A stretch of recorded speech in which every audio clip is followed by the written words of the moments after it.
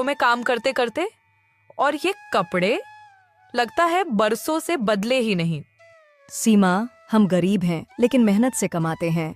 भगवान ने हमें जो दिया है उसमें खुश रहते हैं। हाँ हाँ, खुश तो दिख ही रही हो, लेकिन क्या करूं, मुझे तो आदत नहीं कि मैं तुम्हारे जैसे गरीबों से ज्यादा बातें करूं। वैसे भी मैं और राजेश जी तो शहर के बड़े लोगों के साथ उठते बैठते हैं। तुम्हारी तरह धूल मिट्टी में सने लोग हमारे घर आते भी नहीं। रीना की आंखों में आंसू आ जाते हैं, लेकिन वह कुछ नहीं बोलती। वह जानती है कि सीमा अब बदल चुकी है। वह चुपचाप वहां से अपने काम पर चली जाती है। समय बीतता गया। एक दिन रीना के पति रमेश की तबीयत अचानक बहुत खराब हो गई। कई दिनों तक इलाज कराने के बाद घर की सारी जमा पूंजी खत्म हो गई। अब रीना के पास खाने तक के पैसे नहीं बचे। रात का समय। रीना अपने पति के पास बैठी है, जो खाट पर लेटे कराह रहे हैं।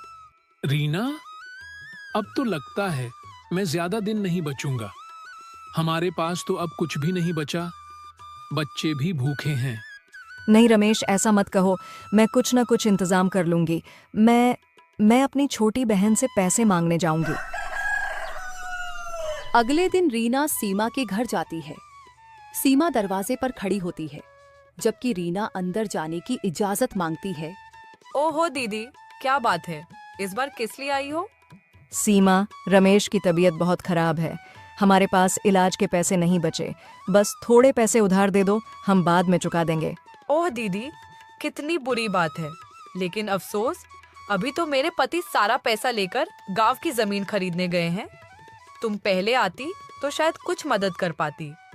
लेकिन सीमा, तुमसे थोड़ा बहुत तो मिल ही सकता है। अरे दीदी, अगर मैं हर गरीब रिश्तेदार की मदद करने लगी तो फिर मेरा क्या होगा? रीना की आंखों में आंसू आ जाते हैं। वह चुपचाप वहां से लौट जाती है। सीमा ने आज तक उसकी कोई मदद नहीं की। एक दिन रीना ने सोचा, सीमा ने तो पैसे देने से मना कर दिया, अब मैं क्या करूं? एक काम करती हूँ, मैं अपने बड़े भैया के घर जाती हूँ, वह मुझे पैसे देने से मना नहीं करेंगे। रीना अपने बड़े भाई के घर पैसे मांगने निकल जाती है। भाभी, भैया घर पर है? नहीं, तुम्हारे भैया घर पर नहीं है, किसी काम के सिलसिले से शहर गए हैं। कोई काम है तो मुझे बताओ। भाभी, हमें कुछ पैसों की जरूरत है।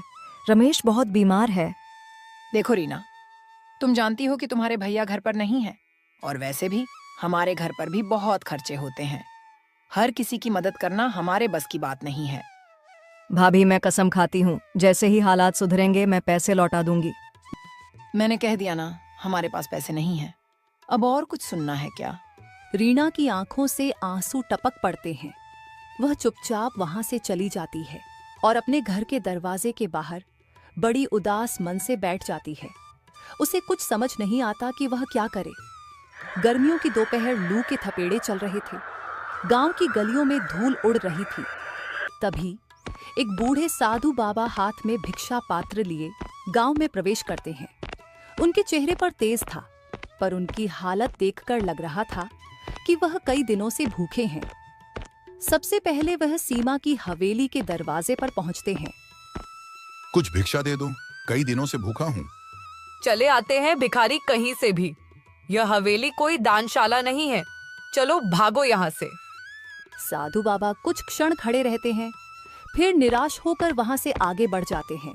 वह धीरे धीरे चलते हुए रीना की झोपड़ी के सामने पहुंचते हैं। बेटी, कुछ खाने को मिलेगा? बाबा, कृपया बैठ जाइए। मेरे पास ज्यादा कुछ नहीं है, पर जो भी है आप स्वीकार कीजिए। रीना अंदर से थोड़ा सत्तू और गुड़ लाकर बाबा को देती है। बेटी, तूने तो मेरा हृदय प्रसन्न कर दिया। मैं तेरे उपकार का बदला कैसे चुकाऊं? बाबा, मेरे घर में मेरे पति बहुत दिन से बीमार है। मैं सबसे मदद मांगी, पर किसी ने मेरी मदद नहीं की। आप उन्हें बस आशीर्वाद दे दीजिए कि वह बहुत जल्दी ठीक हो जाए, और मुझे कुछ नहीं चाहिए। साधु बाबा अपनी झोली में हाथ डालते हैं और एक चमकता हुआ मिट्टी का घड़ा निकालते हैं। बेटी, यह घड़ा तेरे लिए है, तुम इसे रख लो। पर बाबा, मैं इस घड़े को क्या करूंगी? पहले से ही मेरे घर में घड़े रखे हुए हैं। बेटी, यह ऐसे वैसे खड़े नहीं हैं। तुम्हारे घर में घुसते ही तुम्हारे हर दुख को दूर कर देंगे। और इस घड़े में से जो भी निकलेगा वह तुम्हारे कर्मों का फल होगा। इतना कहकर वह साधु बाबा वहां से गायब हो जाते हैं और रीना खुशी खुशी घड़े को लेकर अपने कमरे में आ जाती है। कमरे में आते के साथ रमेश की तबीयत बिल्कुल पहले की तरह ठीक हो जाती है। अरे रीना, अभी मेरी तबीयत बिल्कुल ठीक लग रही है। कुछ देर पहले ही मुझे बिस्तर से उठने का बिल्कुल भी मन नहीं कर रहा था। अब देखो, मैं तुम्हारे सामने खड़ा हो गया हूँ। हाँ रमेश, तुम बिल्कुल ठीक हो गए हो। अभी एक साधु बाबा आए थे और कह रहे थे यह घड़ा तुम्हारे घर में घुसते के साथ तुम्हारे कष्ट दूर हो जाएंगे और इसमें से जो कुछ भी निकलेगा वह तुम्हारे कर्मों का फल होगा। अरे रीना, वाकई में यह खड़े तो जादुई घड़े हैं। हाँ जी, सच में ये जादू घड़े हैं। अब चलो मिलकर इस घड़े को खोलते हैं, देखते हैं इस घड़े में क्या निकलता है। राधा धीरे धीरे घड़े का लाल कपड़े को हटाती है। अचानक उसमें से सोने के सिक्के झरने की तरह गिरने लगते हैं। दोनों अवाक रह जाते हैं। हे भगवान, ये तो किसी वरदान से कम नहीं। ए जी, वह बाबा भगवान के रूप में आए थे। यह देखिए, हमारे कर्मों का फल देकर गए हैं। अब यह सोने के सिक्के से हम कोई अच्छा काम करेंगे। लेकिन रीना बहुत समझदार थी। उसने तुरंत यह फैसला किया कि वह इस धन का उपयोग लापरवाही से नहीं करेगी, बल्कि एक अच्छा व्यापार शुरू करेगी ताकि यह हमेशा बना रहे। हाँ रीना, अभी गर्मी का मौसम है तो इस मौसम में हम छाछ, नींबू पानी, शरबत बेचने का कारोबार करेंगे। इस मौसम में हमारा कारोबार अच्छा चलेगा। रीना ने कुछ सिक्के लिए और सबसे पहले गांव के एक व्यापारी से अच्छी गुणवत्ता का दूध और छाछ खरीदने के लिए गई। सेठ जी, मैं कुछ पैसे लगाकर अच्छी छाछ और दूध बेचना चाहती हूँ। क्या आप मेरी मदद करेंगे? सेठ ने सीमा का मेहनत और ईमानदारी देखकर कहा। बिल्कुल बहन, अगर तुम ईमानदारी से काम करोगी तो मैं तुम्हें अच्छी कीमत पर दूध दूंगा। अब रीना ने अपनी छोटी सी दुकान शुरू की। पहले ही दिन उसकी छाछ और लस्सी की बिक्री इतनी ज्यादा हुई कि वह खुद भी हैरान रह गई। अब रीना का व्यापार चल निकला था। गांव के लोग उसकी मेहनत और ईमानदारी की सराहना करने लगे। लेकिन जब यह खबर उसकी छोटी बहन सीमा तक पहुंची तो वह जल भुन गई। कल तो यह मुझसे पैसे की भीख मांगने आई थी, आज अचानक इतना पैसा इसके पास कैसे आ गया जो यह लस्सी का व्यापार शुरू कर दी। और उसका पति रमेश भी ठीक हो गया। मुझे इसका पता लगाना ही होगा। सीमा परेशान होकर अपने कमरे में इधर उधर टहल रही थी। फिर वह तुरंत चुपके से रीना के घर के दरवाजे के बाहर खड़ी हो जाती है और उन लोगों की सारी बात सुनने लगती है। ए जी, आज हमारा पहला दिन ही बहुत अच्छी कमाई हुई। यह सब उस साधु बाबा की वजह से हो रहा है। अगर वह साधु बाबा मुझे जादुई घड़ा नहीं देते तो आज हम लोग इस मुकाम तक नहीं होते। हाँ रीना, उस साधु बाबा का एहसान मैं जिंदगी भर नहीं भूलूंगा। आज इसी घड़ा की वजह से मुझे नई जिंदगी मिली है, वरना मैं बहुत दिनों से बीमार था, फिर भी ठीक नहीं हो रहा था। वह साधु बाबा भगवान से कम नहीं है। अच्छा, तो इसका मतलब ये लोग के पास एक साधु बाबा ने जादुई घड़ा देकर गए हैं। एक काम करती हूँ, अभी मैं यह ठहरती हूँ। ये लोग के सो जाने के बाद मैं इस घड़े को चुरा कर ले जाऊंगी। फिर सीमा ने रमेश और रीना के सो जाने का इंतजार करती है। वे लोग जैसे ही सो जाते हैं वह तुरंत घर के अंदर जाती है और घड़े को जैसे ही हाथ लगाती है वह घड़ा उड़कर दीवार में चिपक जाता है और उसमें से एक गंभीर आवाज आती है। ए मूर्ख लालची घमंडी औरत, धन का घमंड करने वाला सदा दुखी रहता है। सच्ची अमीरी ईमानदारी और मेहनत में होती है। अगर तूने अपनी बुरी सोच नहीं बदली तो यह घमंड तुझे बर्बाद कर देगा। ये सुनते ही सीमा के हाथ पैर कांपने लगे और वह तुरंत ही घड़े को छोड़कर वहां से भाग गई और यह बात उसने किसी को नहीं बताई। अगले दिन सीमा ने अपने खास नौकर रामलाल को बुलाया। रामलाल, यह रीना की दुकान बहुत तेजी से चल रही है और मैं इसे बिल्कुल बर्दाश्त नहीं कर सकती। मुझे कोई ऐसा तरीका बताओ जिससे उसकी दुकान बर्बाद हो जाए। रामलाल थोड़ा सोचकर बोला। मालकिन, अगर लोगों को लगने लगे कि उसकी छाछ गंदे पानी से बनते हैं तो उसकी दुकान अपने आप बंद हो जाएगी। तू सच कह रहा है? अगर लोग ही उसकी दुकान पर आना बंद कर देंगे तो तो वह खुद ही गरीब बन जाएगी।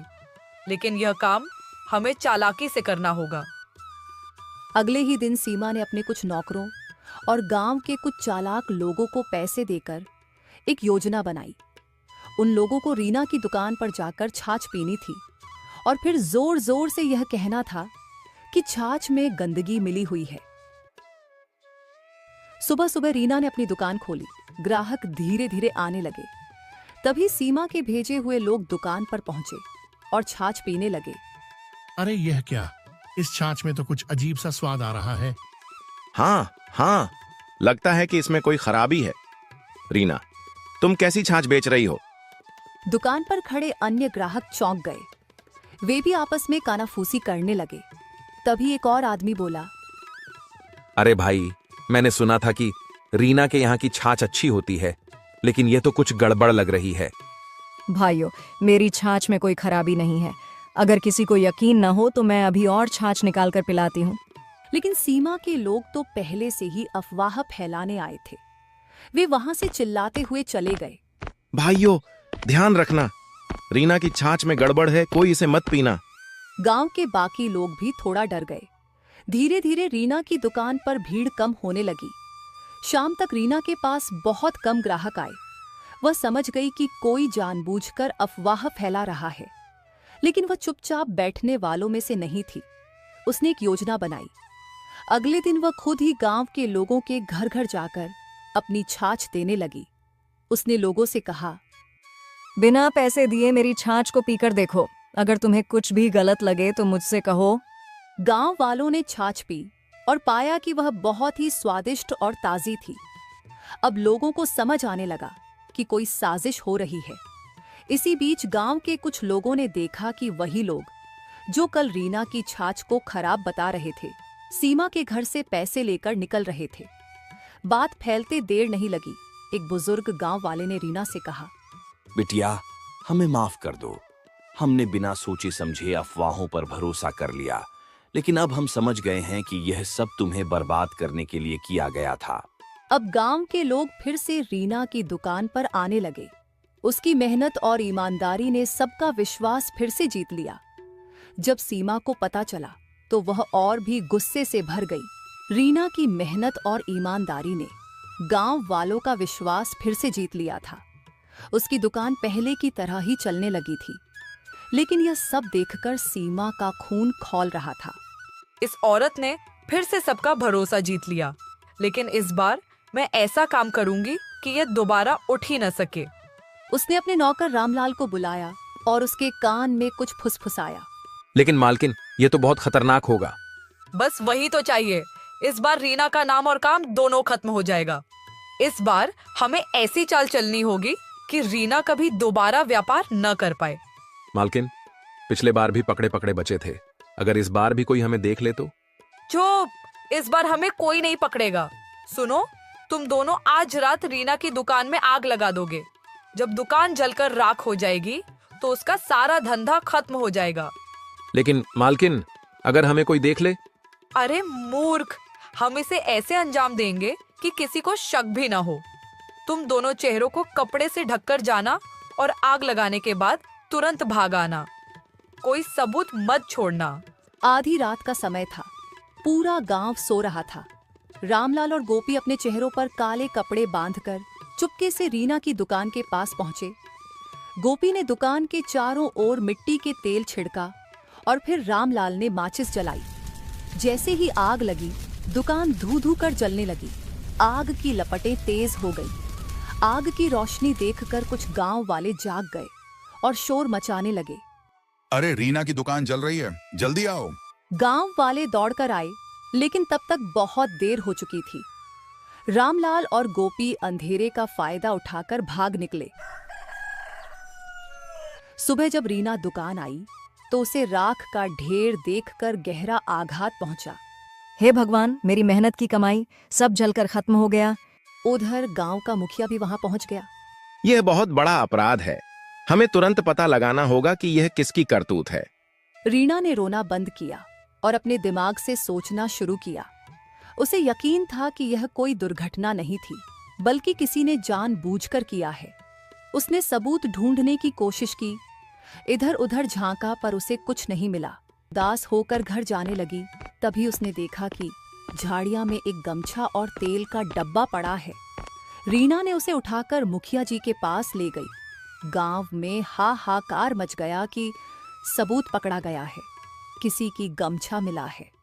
अरे सबूत मुखिया जी के हाथ मिल गया है, अब वह जल्दी ही पकड़ा जाएगा। कि रीना का दुकान में आग किसने लगाया? हाँ, मुझे तो लगता है कि वह तौलिया सीमा के नौकर का है। मैं कल उसे ऐसा ही तौलिया लेते हुए देखा था। मुखिया ने सभी नौजवानों को गांव के चौपाल पर बुलाया और कहा, क्या कोई पहचान सकता है कि यह तौलिया किसका है? गांव वाले तौलिए को ध्यान से देखने लगे। अरे, ऐसा ही तौलिया तो मैंने सीमा के घर पर देखा था। गांव वाले एक दूसरे की ओर देखने लगे। सीमा अब तक शांत खड़ी थी, अचानक घबराने लगी। नहीं, यह मेरा तौलिया नहीं है। मुखिया ने अब मिट्टी का तेल का डब्बा उठाया। उस पर हल्के अक्षरों में सीमा स्टोर्स लिखा था। यह वही दुकान थी जहां से सीमा अपने नौकरों के लिए राशन मंगवाती थी। सीमा, मिट्टी का तेल का डब्बा तो तुम्हारी दुकान का है, ये यहाँ कैसे आया? मैं क्या जानूं? कोई भी मेरे स्टोर से सामान खरीद सकता है। इधर सीमा का पति का व्यापार ठप हो गया था। वो बहुत निराश होकर घर लौट रहा था। वह यह सब चीज से बिल्कुल ही अनजान था कि सीमा क्या कर रही है। वह आते वक्त देखा कि चौपाल पर भीड़ लगी है। वहां पर वह पहुंचा तभी सभी लोग उसकी तरफ देखते रह गए, क्योंकि वह वही गमछा लिए खड़ा था जो मुखिया जी के पास सबूत में मिला था। अब बोलो सीमा, अभी भी तुम कुछ बोल सकती हो। तुम्हारा सबूत तुम्हारे सामने आकर खड़ा हो गया। सीमा ने इधर उधर देखा, लेकिन कोई रास्ता नहीं बचा था। गांव वाले भी अब उसे घूर रहे थे। वह घबराहट में बड़बड़ाने लगी। मुझे माफ कर दीजिए मुखिया जी, मैं ही यह सब करवाया था, क्योंकि मैं नहीं चाहती थी कि रीना मुझसे ज्यादा अमीर बन सके। सीमा, तुम्हारी जलन और घमंड ने तुम्हें अपराधी बना दिया। तुम्हारी सजा यही है कि तुम्हें गांव छोड़कर जाना होगा और तुम्हारी संपत्ति से रीना की दुकान फिर से बनाई जाएगी। मुखिया जी, मैं अपनी बहन को सजा नहीं देना चाहती। उसने जो किया वह उसके अपने कर्मों का फल है। मैं बस यही चाहती हूँ कि अब वह सुधर जाए। ठीक है, तुम्हारी जैसी मर्जी रीना। सीमा की आंखों में आंसू आ गए। उसे अपनी गलती का एहसास हो चुका था। दीदी, मुझे माफ कर दो। मैंने जलन में अंधी होकर तुम्हारे साथ बहुत बुरा किया। अब मैं कुछ भी करने को तैयार हूँ, बस मुझे अपनी बहन बना रहने दो। रीना ने अपनी बहन को गले लगा लिया। गांव वालों को रीना की दरियादिली देखकर बहुत अच्छा लगा। अब सीमा को अपनी गलती का एहसास हो चुका था। रीना ने उसे अपने कारोबार में काम करने का मौका दिया। अगर तुम मेहनत से काम करोगी और ईमानदारी से चलोगी तो तुम्हें भी सफलता मिलेगी, लेकिन अगर फिर से कोई चालाकी की तो मैं तुम्हें कभी माफ नहीं करूंगी। सीमा ने शर्मिंदगी से सर हिला दिया और फिर दोनों बहनें खुशी खुशी अपने कारोबार में लग गई। ये कहानी हमें सिखाती है कि मेहनत और ईमानदारी ही असली सफलता की कुंजी होती है। जलन और धोखा हमेशा बुरे परिणाम लाता है,